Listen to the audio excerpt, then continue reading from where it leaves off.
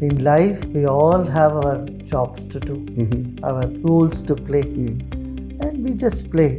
For this, I have only one formula: clarity in mind, purity in heart, sincerity in action. This has been a long journey from, almost 1981, 82. You have built this brick by brick, from spirituality to education to social service to conflict management. Now, how do you see, this journey when you reflect back? When we started this, we had challenges not just in India, but outside India also. There was a lot of, oppositions. But with all this, we steered our vehicle. And every challenge has been to our advantage only. Unfortunately, the Western prism has seen spirituality and science at loggerheads. On the other hand, the colonial influence of education on our society and our educational structures, we have been facing this critical challenge of decolonizing our mind, see our own things, the Nitya Nutan and Chirapuratan that you talked about. Our Upanishad says, first Annam Brahma. Then you experience and this is not it. Then you go and ask. Then the masters would say, Pranam Brahma, Manomaya Kosha. So they guide you step by step. So that's why Tattva Gyan is the most beautiful part of the Eastern philosophy. We don't see life in compartments, but we take life as a holistic thing. That's why our Vedas included Gandharva Veda, music, Dhanur Veda, archery, Ayurveda, Sthapatya Veda, how do you build the buildings. Every aspect of human life is all combined as the Vedic literature, Vedic knowledge. Namaste and welcome to Organiser YouTube channel. Today this is a very, very special show. We are at the International Center of the Art of Living, and to discuss about the 45th foundation day of this great movement and 70th birthday of the founder of this movement, Gurudev Shri Ravi Shankar ji. We have with us Gurudev himself. So let us discuss about the idea behind art of living, its contributions, its ideas about education and the way conflicts can be managed in this difficult world. Shri Ravi Shankar ji, Guruji is there with us. Namaste and welcome to Organiser, Guruji. Namaste. Thank you very much for sparing the time. First of all, our best wishes for your 70th birthday, and like Prime Minister said, we would be very, very keen to have centenary celebrations with you, and also congratulations for the 45th foundation year for this great movement called Art of Living. But this has been a long journey from almost 1981, 82. You have built this brick by brick, from spirituality to education to social service to conflict management. Now, how do you see this journey when you reflect back? See, we are all here with a definite mission. The nature has designed, God has designed for everyone to play a role. And we just put our 100% and play our role. That's it. But and no role is big or no role is small. Every role is equally important. In a zigzag puzzle, every part, every piece is essential. Important. In the same way, in life, we all have our jobs to do, our roles to play, and we just play. For this, I have only one formula: clarity in mind, purity in heart, sincerity in action. Oh, that's it.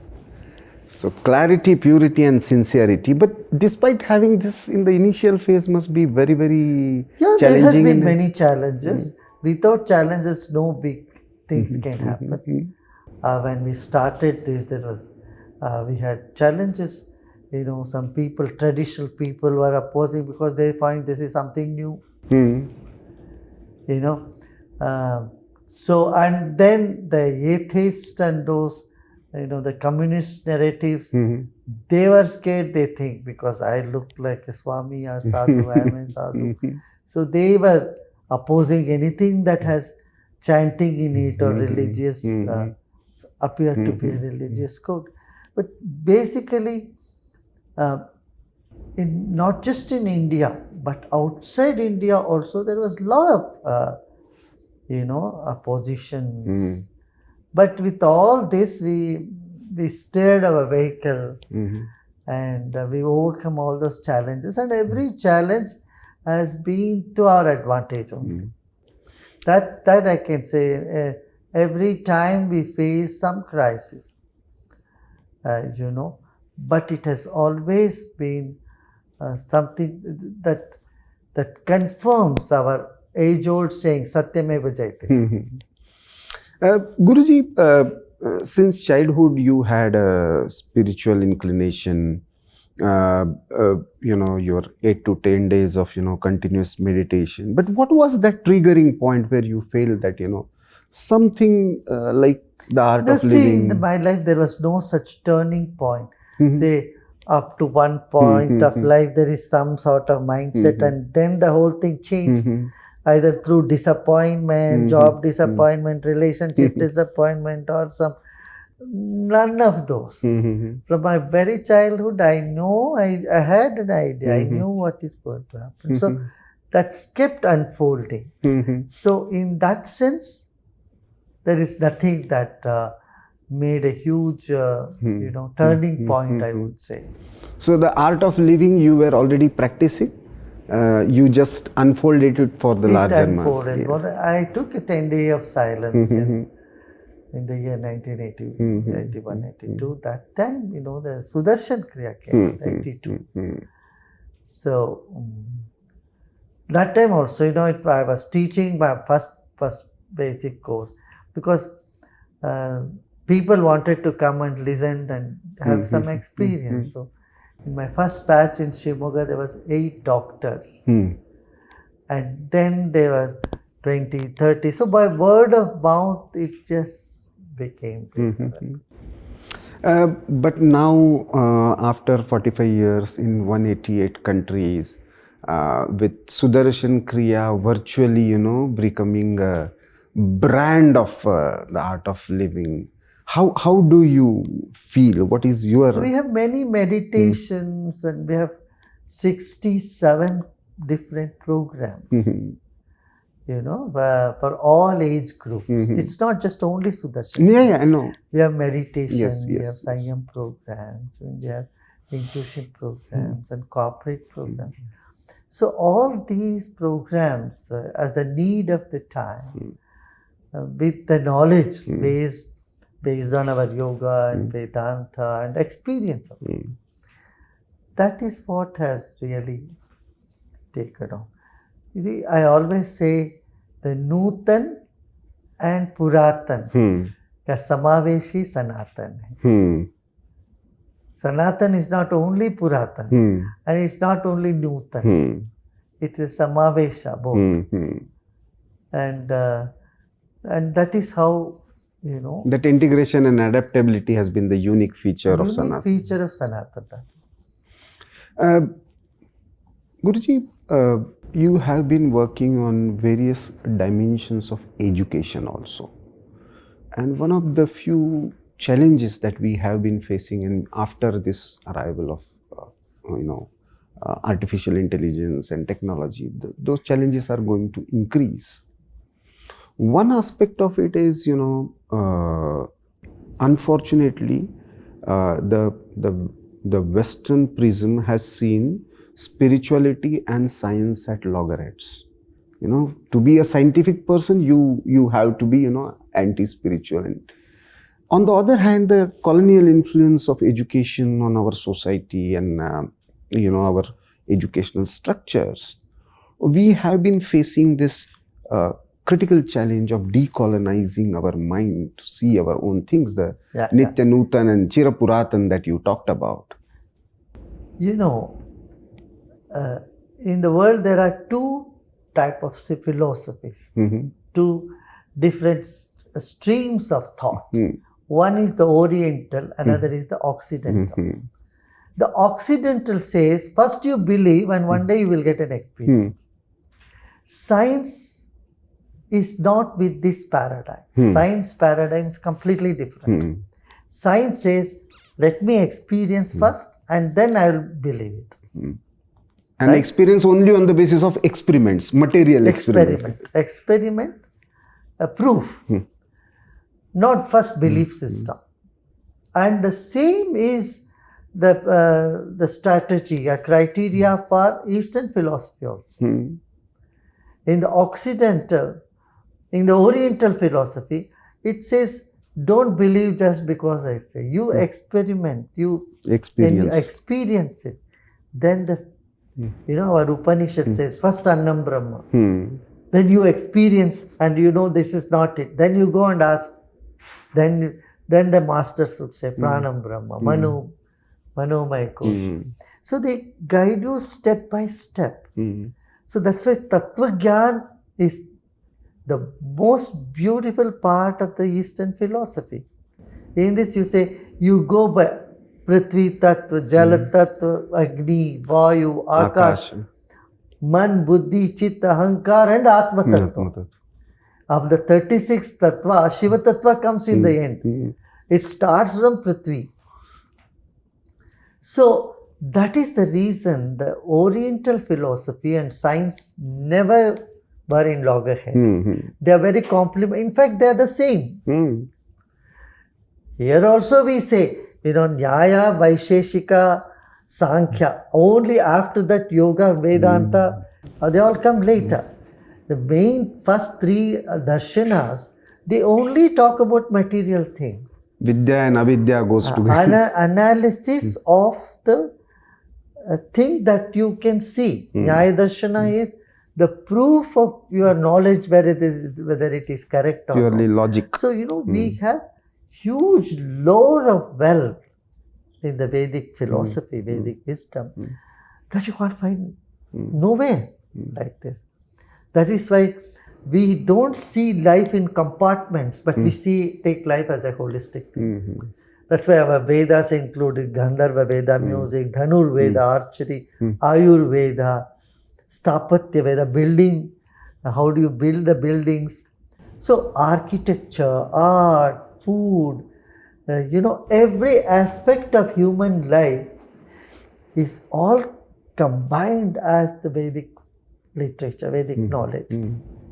That is the reason why this philosophy here of India, the Oriental one, never got in clash with any science.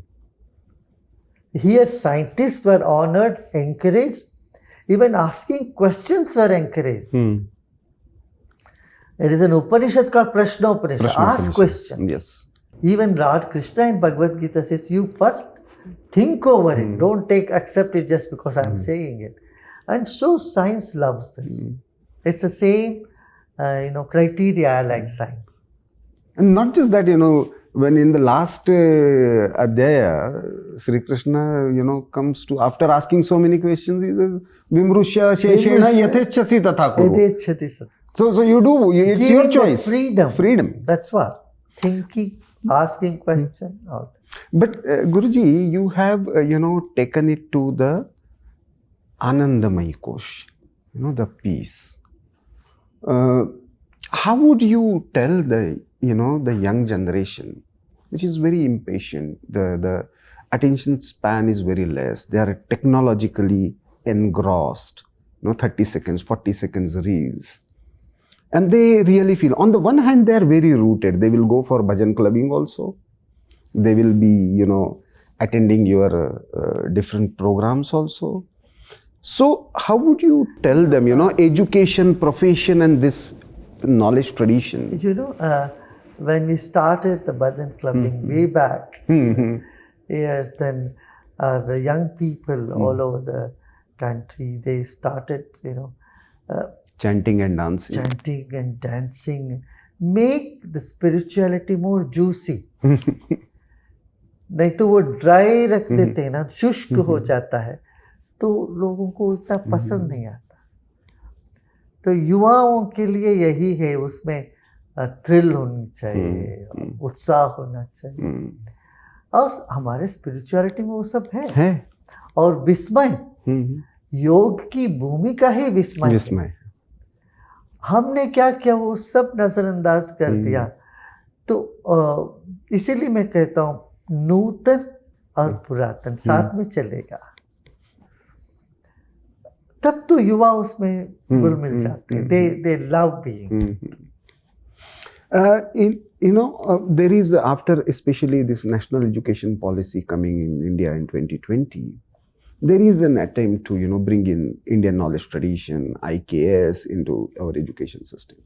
On the other hand, almost at the same time we are seeing this artificial intelligence and this AI and all. Artificial intelligence is in no way counterproductive for our education. We must welcome it.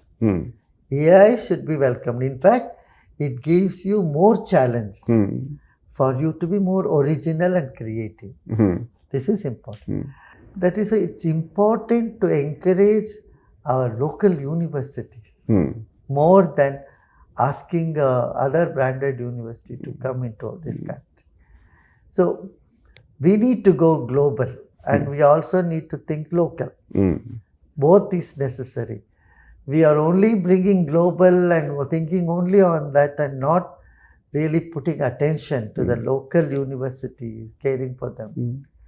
That will not be productive. That will be rather counterproductive for the NEP. So I think our country is progressing very well. India is doing very well. We need to, there are a lot of scope to improve in many areas. I'm sure this will happen. You spoke about Prashnopanishad. In when we talk about AI, suddenly now new buzzword has come up. That is a prompt. Earlier in Upanishadic parampara, person sitting at Guru's feet used to ask questions, and after memorizing thing, reflect upon it and then asking question. Now you have to ask questions to different AI bots or modules, maybe ChatGPT or somebody has created on in Indian context. So how do you see that relevant now? See, it is not just the words that are spoken or knowledge that gets into your head that brings a transformation. It is something much more. And with this new ChatGPT and all this coming up, it is even more evident. Communication is not through only words, but it is something much deeper. It's a transfer of energy. It's a feeling level that which brings a revolution. It cannot happen just by knowledge, intellectual knowledge. This knowledge, level of knowledge is something higher. And that cannot be challenged at all. That will continue. Yeah. Okay. One last question. Okay. See, and now you are seeing, so many global challenges, global conflicts, geopolitics and geoeconomics. That is defining, all the relationships. Where do you see the future of, movements like art of living, and how to address this, situation of different levels of conflicts? Conflicts arises because of lack of communication or breakdown of communication. And breakdown of communication is because of lack of trust. And lack of trust is again because of lack of spirituality. So we need to bring these things together. When people who are peacemakers, who are mediators, they have a lot to do now today. They shouldn't take sides, so that they can talk to both sides, bring them together, establish trust, And stress is the main cause. If a person is free from stress and has a broad-mindedness and broad vision, conflicts can be resolved. But you have dealt with many such, conflicts and conflict resolution mechanisms. So where was the real challenge and how did you address it? Oh, any conflict resolution has many challenges. And I know we can go on talking about it. It will be a big chapter by itself. It needs that sincerity and skill, both. But where do you see the future of, the movement of art of living in next phase? No, I know this is something that is very valuable for mankind, and it will keep helping people all over the world. It's doing it anyway. Thank you, Guruji. And I'm sure with your blessings and the things that are unfolding, art of living will teach the entire humanity to be more peaceful, less conflicts, and blissful. And blissful also. Thank you for speaking to Organiser. So viewers, this was Guruji Shri Ravi Shankar ji on the occasion of 45th Foundation Day of the Art of Living, and of course his 70th birthday celebrations. Thank you for watching Organiser and keep supporting Voice of the Nation. Dhanyavad. Namaste.